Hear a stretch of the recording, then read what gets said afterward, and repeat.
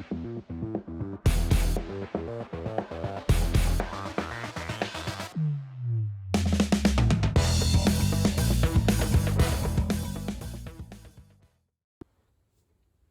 guys, welcome back to the channel.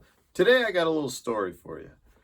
So several years ago, I'm talking back right around when I was in college, so early 2000s, one of the biggest baits growing up in northern Illinois, fishing the Fox Channel Lakes, was to throw a frog.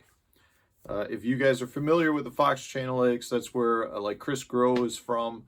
They call themselves the chain rats. I consider myself a chain rat because that's what I grew up fishing, even though I have not fished there in a good probably 10 years. But it's one of those bodies of water that makes you a tougher fisherman because it's such a pressured body of water that it's really hard to fish. And it's tough to catch limits.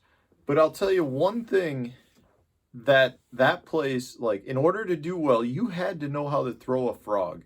It was full of scum, full of weeds, lots of docks. Like, it's the perfect frog fishing body of water. And man, when I was growing up, I mean, that's where I learned how to tournament fish. So a frog was a big part of my arsenal. And when I started out frog fishing, I was throwing a heavy action 6'6" Bass Pro Shops Bionic Blade rod. So I'm talking, I mean, I probably had that rod when I was 16. And I loved it. It was a great frog fishing rod. I start reading all the magazines, start reading everything else. St. Croix comes out with a slop frog rod. And I go ahead and I purchase one of those high-end rods. And I didn't like it. I was losing fish. I just felt like my frog fishing went from being really good to not being nearly as good. And it had nothing really to do with the rod. The rod was really good, but in my opinion, it wasn't a good frog rod. And the reason I feel like this is because I ended up breaking that rod. I broke like 4 inches off of it and shortened it up drastically. And because I was a broke college kid at that point, I just put a new tip on the rod and kept using it as my frog rod. And I found out that my frog fishing after that kind of went back up. Like, it was back to being good again. And I truly believe that it's because I broke that rod and I repaired it and I was using a rod that was shorter. So to this day, I think that a lot of the frog rods that are on the market are not the right rod. And to come full circle, that's what I want to talk about today. I've had more comments from subscribers asking me about frog setups and what I use to throw frogs. So that's what I want to talk about. So guys, in my opinion, the best frog rod is a short rod, super strong, fast to extra fast action. One you hear the term broomstick, it's literally a broomstick. So what I do, I use an MHX FP885 flipping stick. It's a pretty heavy flipping stick, but not like a punching rod. I think they're made for baits up to about 1.5 ounces.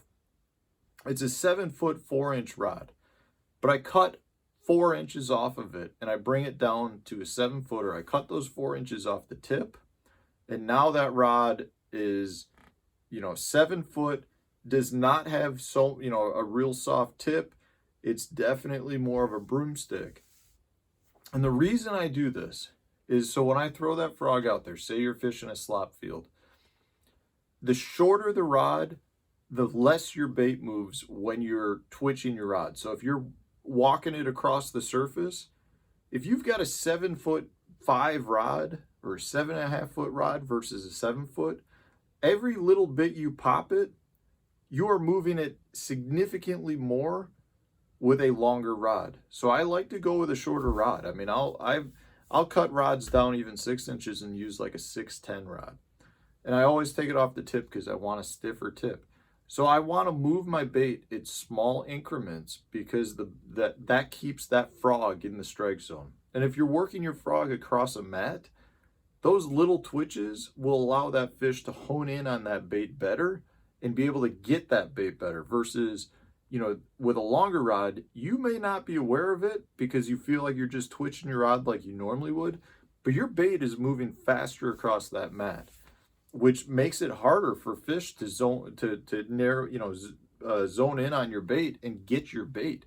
You get a lot more strikes, in my opinion, with a longer rod. So you want a shorter rod. I wouldn't go any more than 7 foot. So then I like a fast action to extra fast action rod, because when that fish hits it, so let me back up. Normally, I'm not a huge fan of extra fast action rods by any means.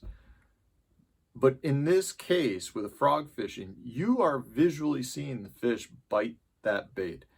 So you're not, because you're popping it, you can give slack to the bait and let that frog get eaten by the fish. So when I'm watching my frog, if I see a fish eat it, I always drop my tip towards the fish to put slack into that bait. When that happens, that allows the fish all the room it needs, to be able to get that bait fully in its mouth. So I like the extra fast action rod so that when I go to set the hook, I can really hammer them. You don't need to, if there's any technique in fishing where you can slack line, set the hook, it's frog fishing. And the reason for that is when that frog, I've got a frog here, when that frog is in the fish's mouth, when you slack line it, you are hitting that frog super hard. And if you're throwing, say, a punch rig with a big 1 ounce weight or 2 ounce weight, you don't ever want to do that, because when you do that, you blow the fish's mouth open. That bait comes through it. You blow the fish's mouth open and the whole bait comes out. You miss hook sets. With a frog, it's different because the bait collapses. When you blow that bait out with a really hard, almost snap hook set, that front frog collapses, and the hooks will catch the fish's mouth because the mouth's not actually blowing open like it would with a hard object like a tungsten weight. So you really want to hit those fish hard on the hook set to get these big hooks through the roof of the fish's mouth. But at the same time, you need to turn that fish in that weed mat. You got to get them coming towards the boat. So you want to hit them hard and just, go into winch mode and have them coming right at you. I mean, the last thing you want to do is let that fish get buried down inside the weeds. And without having a fast, extra fast broomstick type rod, there's a lot more give in your rod, which is going to let that fish be able to get down inside that weed. So for me, it was kind of a learning experience. I went from a short, heavy action rod that was great to all of a sudden like almost a 7.4 rod, I think it was, and I was losing a lot of fish. I wasn't getting as many bites. Broke that down, shortened it up to a 7-footer. The next thing you know, I'm getting a lot of bites again on a really stiff rod because I cut the 4 or 5 inches of tip off. I can't stress enough with frog fishing, you want a short rod, but you need something that will drive that hook home and at the same time get them out of that weed. So a short, heavy duty rod is going to do that for you. The rest of my pairing is pretty simple, guys. I mean, I throw a high gear ratio reel. I throw it's an 8.0 to 1, and at the same time, 65-pound braid. It's kind of, if there's anything in fishing that's combat fishing, frog fishing is right there. I mean, it's heavy duty. Winch them out of that stuff. Get them to the boat as fast as you can. And the other thing with the extra fast action rod, if that's where you go, and that's pretty much what these rods are after I break the tips off. Normally, one of the issues with fast action rods is when you get them by the boat, if you try to hand land a fish, there's not as much bend in that rod, and it's a lot easier for that fish to get slack in the line. When I'm frog fishing, I'm very, very rarely hand lining. I mean, that fish is coming to the boat, and if I've got a net, great, I'll net him. I'll net the whole wad of weed that's coming with him. If I'm not allowed to use nets or don't have a net, I'm swinging that fish in the boat. 65-pound braid, a heavy action rod, it's coming in. So there's not really any chance for that fish during me trying to hand land it where that fast action, extra fast action rod is going to come into play to be a negative in terms of landing that fish. So I'm not worried at all about that. So that's really what my my frog fishing comes down to, you guys, I think if you're not using a short rod, I highly recommend trying it. I think you're going to get a lot more bites.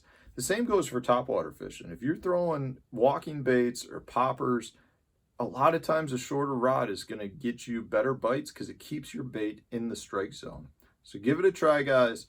If you enjoyed the video, hit that like button. If you've got some comments, positive, negative, I want to hear your feedback. Leave me a comment. If you have not subscribed to the channel yet, please do so. Stay tuned. Another video coming out tomorrow. Every day we got videos, guys. Lots of good information coming out. Thanks for watching.